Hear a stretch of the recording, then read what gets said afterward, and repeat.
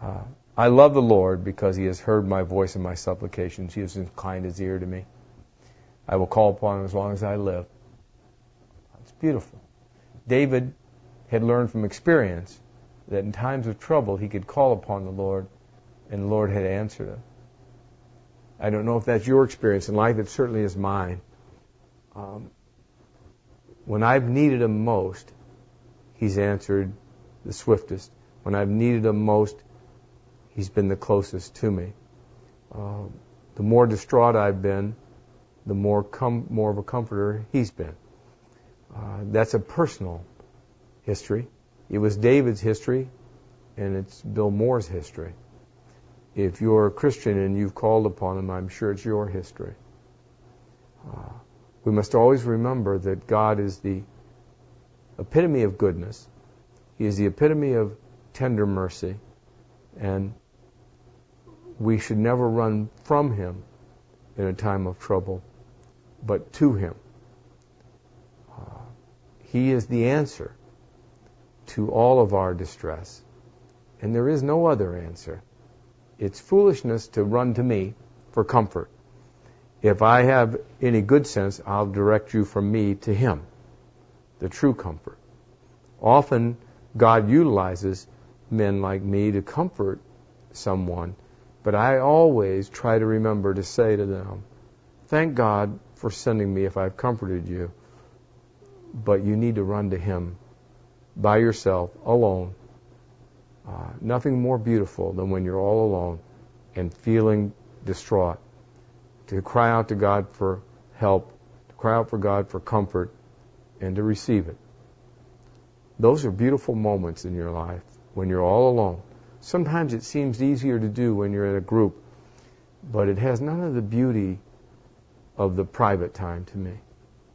When it's just me and the clock, and it's past midnight, and God's been tender to me, and a peace comes over me, there's really nothing quite like it in the midst of trouble to remind you that we indeed serve a supernatural God, and that our existence is, in fact, supernaturally attended every day. David knew it. I know it. David said, the pains of death surrounded me. I don't know that feeling. But he said, I found trouble and sorrow. And in fact, if trouble and sorrow aren't finding you, it's just like you to go out and find trouble and sorrow. I know that's sort of the story of my life. There can hardly be a time when I seem to either be pursuing trouble and sorrow or it's pursuing me. And if you remember from Job last week, Job said, every man that's born of a woman is a few days, and those days are full of trouble. Now think about that. Is that how you view life?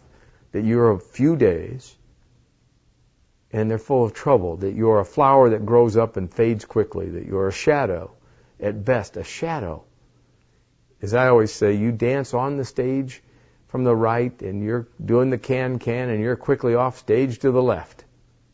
You're not very much. The length of your days is discussed in the Bible as an afternoon. Sometimes it's a vapor. Sometimes it's a shadow. Sometimes it's a handbreadth.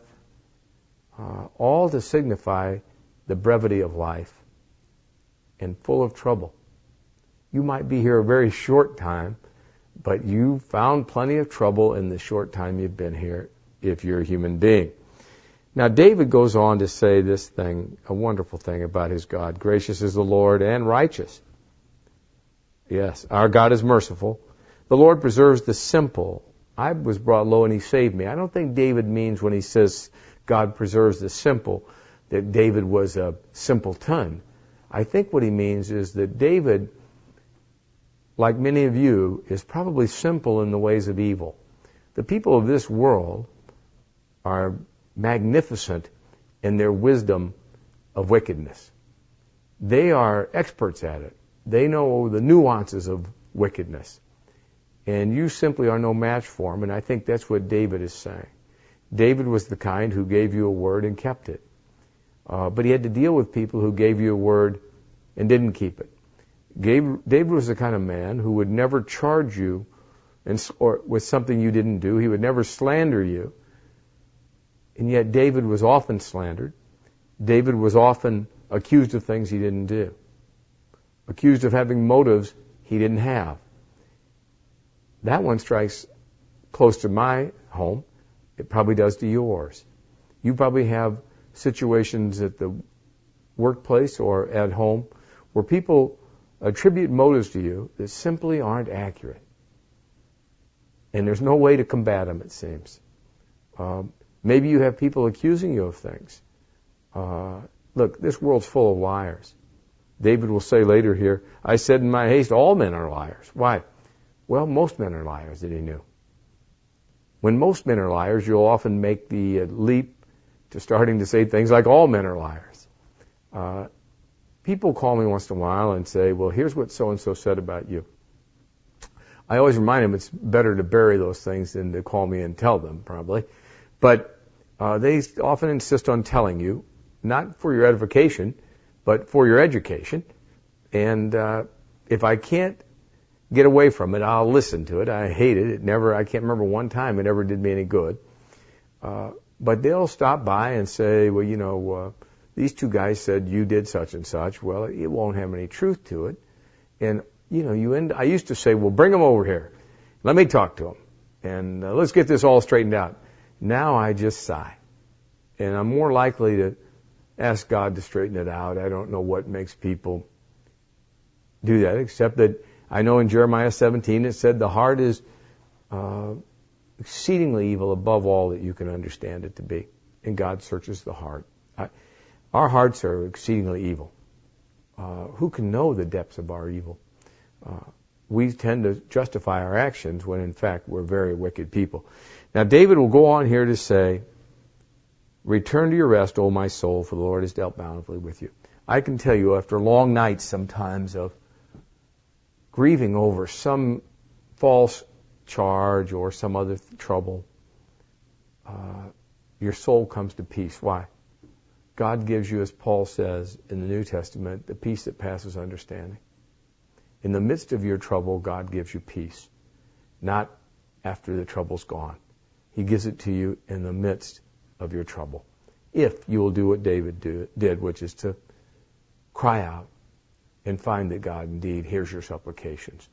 Now, I'm going to return in a second to the discussion of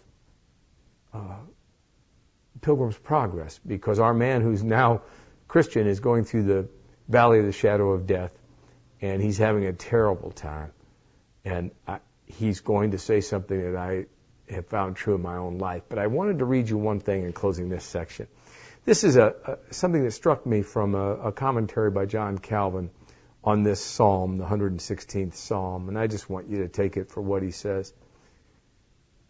Return, O soul, into thy rest. He now exhorts himself to be of good courage, or rather addressing his soul tells it to be tranquil, because God was propitious towards him. It is rather to be regarded as expressive of a calm and composed state of mind, for it is to be noticed that David confesses himself to have been sorely agitated and perplexed amid an accumulation of ills, in the same way as each of us is conscious of his own inquietude when the terrors of death encompass us. Although, therefore, David possessed unusual fortitude, he was yet distressed by reason of the conflict of grief, and an inward tremor so distracted his mind that he justly complains of being deprived of his peace.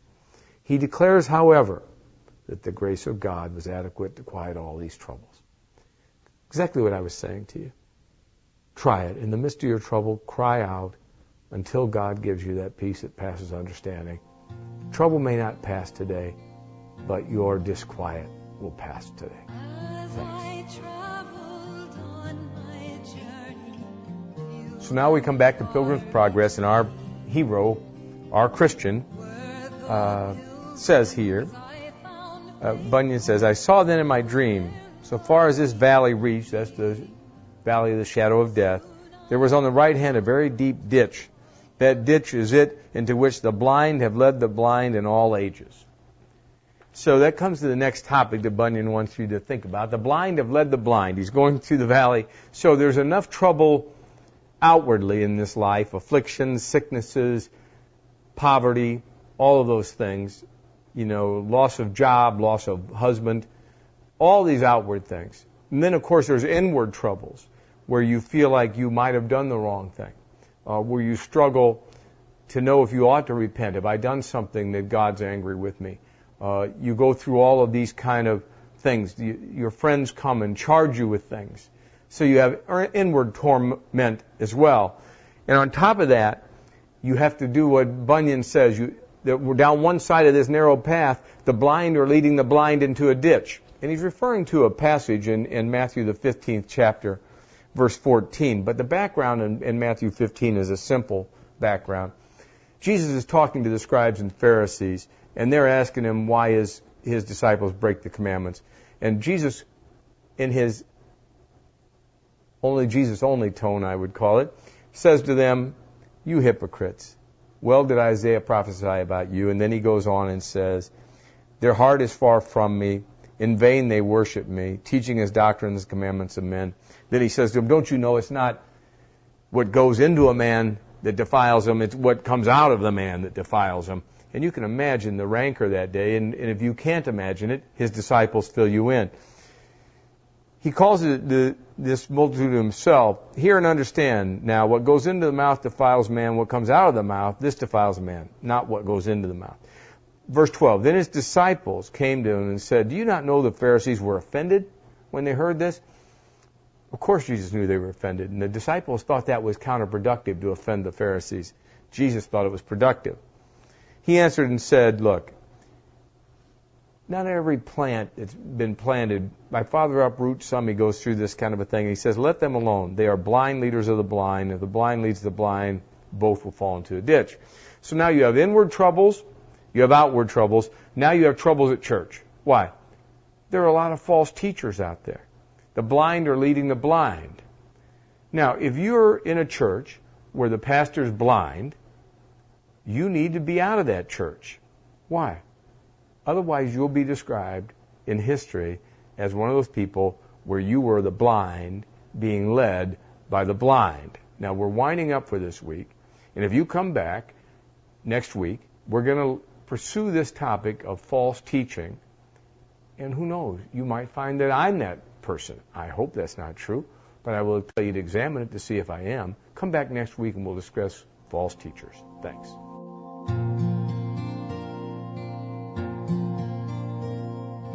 As I traveled on my journey, few and far between, were the pilgrims I found faithful to their loving King. Soon I overtook a young man walking in the way, and I could see within his eyes that he was there to stay.